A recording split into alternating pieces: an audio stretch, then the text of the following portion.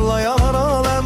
Senin bu nurlu çöhren bir bitmez dastana benzer.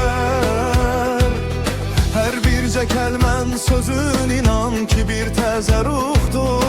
Gülüşün sanki bağlarda açan min gülşene benzer.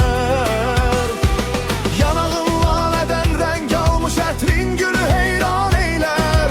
Senin birce bakışın könlümü viran eyler. Seni ben çok sevirem ay benim gül cananım. Birce şirin sözüne sene kurban bu canım. Benim devletim varım ey zülfü nigarım. Eşkin gönül şehrimde can sultanım.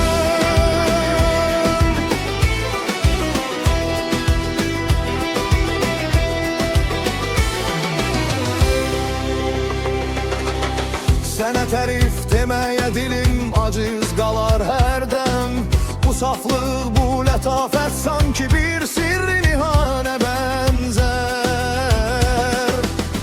Gedem koysan hala orada açar min min teze güller. Senin her ahdımın mülki vefada bir revane benzer. Seni ben çok sevirem ay benim gül cananım.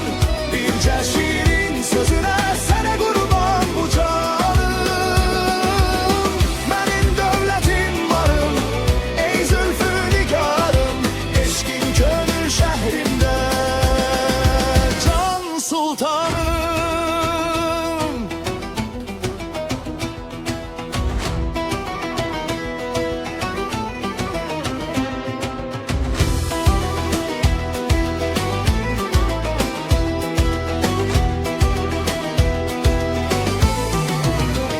Seni ben çok sevirem ay benim gül cananım. Birce şirin sözüne sene kurban bu canım. Benim devletim varım ey zülfü nigarım. Eşkin gönül şehrimde